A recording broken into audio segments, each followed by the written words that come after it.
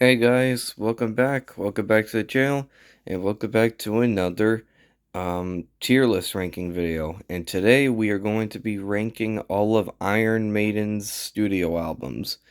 If you guys are new here and wondering what I'm doing, about a month ago I made a video where I ranked all of Kiss's 20 albums on a tier list on this website called tiermaker.com, and I put them in different categories and rank them from a perfect album to great album to good album, okay, mediocre, bad, and terrible album.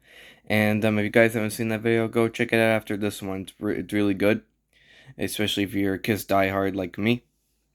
But today we are going to be doing for Iron Maiden's studio albums. Iron Maiden has 16 studio albums, so this is 4 less than Kisses. So this video is going to be a little bit shorter. But without further ado, let's get this started. Alright, the first Iron Maiden album. Classic. Really love this album. Paul Di'Anno is awesome on here, so is Clive Burr. Um I don't know. It's like I don't know if I want to put it it's in the middle between perfect and great. Uh I'm going to put it in great. Um I love the first main album. Prowler, Running Free, Phantom of the Opera, Strange World, Charlotte the Harlot. Great stuff on there. Next up is Killers. Oh man, I love Killers. I don't know which Di'Anno album I like better, Killers or the first Iron Maiden album, or both of them are awesome. Um, Once again, it's like in the middle between perfect and great, but I think I'm gonna put it in great. Because I do think I don't know. To be honest, I don't know why I put these albums in great. I just think they're not perfect. Like I think they're almost perfect, but like they not haven't reached that level of perfect. But my God, do I love Killers? Ides of March, Rat Child. We all heard. Killers, which in my opinion has the greatest Dave Murray guitar solo of all time for the title track. Uh, another life, innocent exile, prodigal son, drifter, purgatory. Man, everything. There's so much good stuff on Killers. Next up is Number of the Beast. Now, I know it's a classic and stuff, but I'm really burnt out on Number of the Beast, to be honest. Not to say that it's bad and stuff, because I still think it's a good album. It's just that I'm really burnt down on it, and also I don't think Invaders or Gangland are as good as the other stuff on it, because you still have Children, the Damned, The Prisoner, 22 Acacia Avenue, the two big hits, Run to the Hills, and the title track, and of course Hallowed Be Thy Name. But Invaders and Gangland are still good, but not as good as the other stuff, as the rest of the tracks, so that's why it's going to go under as a good album. Peace of Mind. Oh man, I love Peace of Mind. Uh, oh man, this is going to be tough. Man, I don't know if I want to put in great or good. Uh, Fuck it, I'm going to put in great. Yeah, I love Peace of Mind. Where Eagles Dare, The Trooper, of course. Die With Your Boots On. To Tame a Land, Sun and Steel. What's the other one? Still Life. Love Still Life. Great album. Power Slave is next. Here's the thing with me, Power Slave. Sorry about that. Uh, I don't think. I think Power Slave is a bit overrated, because half of the album rules and half of the album is so-so. It's going there as a good album because it starts off great with Aces High and 2 Minutes to Midnight. And then Lost Rewards it's an RA instrumental. And then you go into the two fencing songs or sword fighting songs like The Duelist and Flash of the Blade, which are good, but not as good as the first two tracks.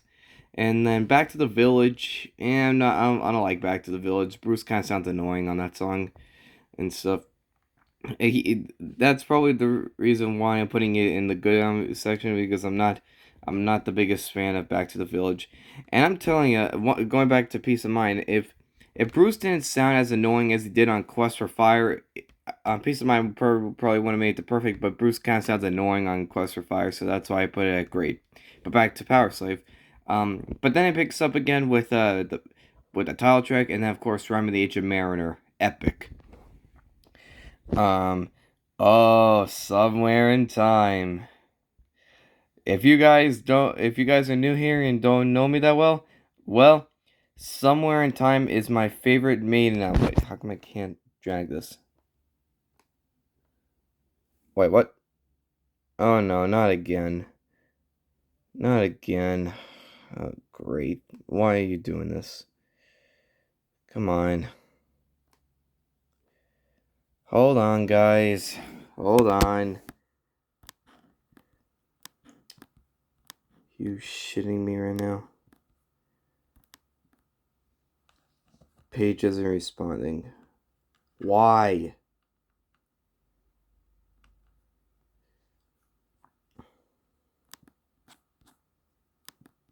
Hold on, guys. I'm going to try to refresh the page.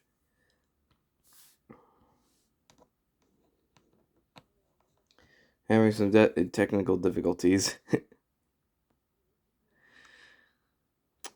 Oh, for God's sake, come on.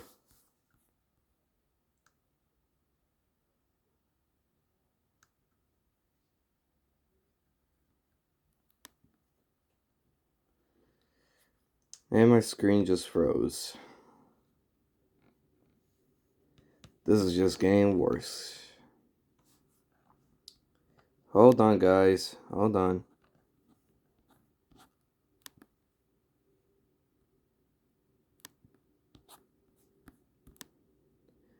Alright. Alright, we're back in business. Okay, so, as I was saying, yeah, Somewhere in Time, if you guys are new here and don't know me that well, Somewhere in Time is my favorite Maiden album. And in my opinion, it's one of the greatest albums ever made. I said it. That's right. I think Somewhere in Time is one of the greatest albums ever made. One of the greatest metal albums. One of the greatest albums in period. Freaking, I love every single note of this album. Bruce sounds awesome on here. I love the production. I love the guitar synthesizer. I love the bass synthesizer. I love the drums. Drums are pounding. It has a cool futuristic vibe, which matches the album cover perfectly. I even the tour, I loved it. Like they mixed like their outfits, they mixed it a little bit with glam. But hey, I like glam metal a little bit. So I don't care if Iron Man went glam a little bit. Hey, at least they're not like Judas Priest during the Turbo era where they went full on glam. They just wore a little bit different colors, and Bruce wore that cool suit with the green pants and stuff. But yeah, as I was saying, yeah, Somewhere Time, my favorite Maiden album, perfect album, no bad songs, no wasted seconds, perfect. Now, Seventh Son of Seventh Son, my second favorite Iron Man album that goes in the perfect section. Once again, no wasted seconds. Love the sound to death, like this one. Love the sound so much. Moonchild, Infinite Dreams, Evil That Men Do, Clairvoyant, the title track, Only the Good Die Young. Freaking love both of these albums. Both of them are masterpieces. Alright, so next up we have No Prayer for the Dying. Very controversial one. Not many people like this album. To me, I like it a lot. But I don't know though. It's like stuck in the middle between good and okay. Because I think it's a good album, but I think it's a step down from the other stuff, especially from the previous two albums. Uh, yeah, I'm gonna put it in the good section because actually I really do like No Prayer for the Dying. You have Tail Gunner on there. Fate's Warning's probably my favorite on there. The Assassin, Run Silent, Run Deep, Mother Russia. Really good stuff on there. Fear the Dark, another one that a lot of people hate. I really like Fear the Dark. I think it's a good album, and that's gonna go over here. Uh, Once again, Be Quick or Be Dead. Wasting Love, I really love on there. I don't know why people hate Wasting Love so much. I'm like, oh man, I love Wasting Love, and everybody online is saying, oh, it just sucks. It's a power ballad. So what? It's a power ballad. I think it's a good power ballad. And it's Iron Maiden doing something a little bit different. Judas Be My Guide on there. The classic title track. What's that other one on there? Fear is the Key. The Fugitive. Really good stuff. Now, The X Factor. First album with Blaze Bayley, and another one that a lot of people hate. For me, I think it's an okay album. A little bit too long, but there's still some great stuff. And Blaze, I think he has a good voice. Not as good as Bruce Dickinson or Paul Diano, but I think he still has a great voice. I don't hate Blaze Bayley. I actually really like his singing, and he has an awesome stage presence. He looks like a badass. And once again, like there's some songs I really like on there, like Sign of the Cross, Man on the Edge, Fortunes of War. Um, what's that other one? Uh, Judgment of Heaven, Blood on the World's Hands. And but then you have some other forgettable stuff like The Unbeliever and 2 a.m. and stuff like that. That kind of goes over your head, but still okay album. All right, another one that's even more hated. What's it called? Virtual 11.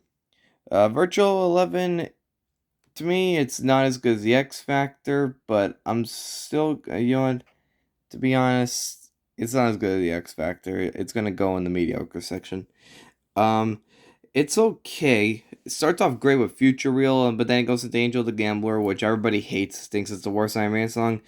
I don't think it's completely. I don't think it's like the worst Iron Man song, but I do agree it's freaking boring after "Don't You Think I Could Save Ya" for like the 100th time, and it does get annoying.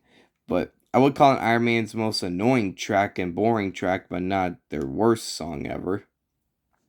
But then there's some other good stuff on there, like The Educated Fool. I like it's Como Estas Amigos. And what's that other one? Oh yeah, The Klansman classic. Freedom. Uh yeah. Okay, now the comeback with Bruce Dickinson. Uh what's it called? Brave New World. It's on the verge, like on the middle between good and okay. Uh I'm gonna put it in the okay section. Um, Once again, really good album. Starts out great with classic Wicker Man. I love Ghost of the Navigator, especially that thrashy riff like that goes. Dun, dun, dun, dun, dun, dun. I love that. Um, Bruce sounds great on the song, although he does strain a little bit. Um, but then again, you do get, but that's not surprising because Bruce has been straining on Iron Man since No Prayer for the Dying. So, uh, let me think. The Mercenary is awesome. I love Blood Brothers. Um, what's it called? The other one, Dream of Mirrors is really good. The title track, Brave New World. But then, Out of the Silent Planet. But then you have the other stuff in there like Fallen Angel and Thin Line Between Love and Hate, which I'm not too crazy about. But still, decent album. Uh, Dance of Death. This one's gonna go in the mediocre category. It's alright. Wildest Dreams is okay. Rainmaker is okay. I really like No More Lies. That's a good one. I like the title track a lot. Journeyman's okay. Uh, Passchendaele is really cool. And but that's about it though, because the rest isn't too good. Uh, Mal Life and Death. Uh, yeah, it's kind of a bad album to be honest. Yeah, I'm sorry. These new Iron Maiden albums are, I don't think aren't that great. Sorry. Still though, it has some good tracks on there. My Life and Death still has some good tracks like Different World. I kind of like Longest Stay. Uh, what's the other one? Uh, For the Greater Good God. I thought was all right. But that's pretty much it. Like the rest was kind of boring. All right, now Final Frontier, probably the worst Iron Man album, and it's gonna go into the terrible category. I'm sorry to people who love this album. To me, it's the worst Iron Man album. Uh, it's really long, really boring. You could tell it was half-assed, and even the band admits it that like they kind of half-assed it. And you think if they half-assed it, the songs would be shorter, right? Right? Wrong. The songs are long. Very boring. Although there are two good songs on here, though. There are two songs I like on here. I like the Final Frontier title track, and I like The Man Who Would Be King. But then you have other boring stuff like El Dorado and When the Wild Thing. No, not When the Wild Things. That's Metallica. When the Wild Wind Blows. Uh, yeah, not that good. Uh, Sorry, I had to put in the terrible category. Oh, I just realized they didn't. There's no Senjutsu. Ah, crap. Uh, Whatever then. I guess the last one here that we have is the Book of Souls, which is a step up from the Final Frontier. And Matter of Life and Death. I'm gonna put it in the mediocre category. It's not bad, but not great either. But still decent. I love the title track. I like If Eternity Should Fail, Speed of Light, and Empire of the Clouds has some interesting parts in it. And what's that other one that has like the intro to Wasted Years? I forgot that song, but that one's pretty cool. Oh, Death or Glory is really good. Um, Not bad. And before I wrap up this video, I want to say if Senjutsu is here, I would put it in the okay category right here because I think it's the best sound that they made since Brave New World. I really like it. I love the title track. I like Stratego a lot. Stratego is probably my favorite. I love Writing on the Wall. What's the other one? Time Traveler is good. I like the last song, Hell on Earth. Um, what's the other one? Lost in a Lost World. But then it does drag a little bit. I'm telling you, the second disc to Senjutsu does drag a little bit with Darkest Hour, um, Death of the Celts, and the Parchment. Those songs are too long, too boring, but um, still an okay album. So, anyways, guys, that's it. That's my Iron Maiden tier list ranking. What do you guys think in the comments? So where would you put these albums and stuff for these categories? Uh, yeah, sorry, I didn't realize till like 2 minutes ago that they didn't have Senjutsu here, and I'm not gonna click out of here and just start the video all over again because I don't feel like doing that.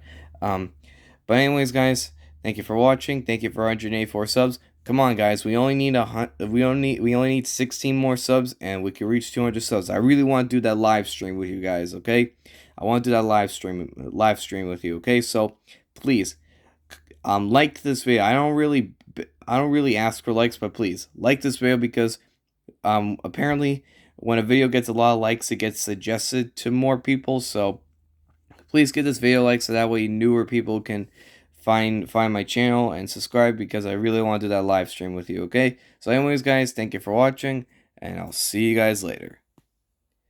Peace.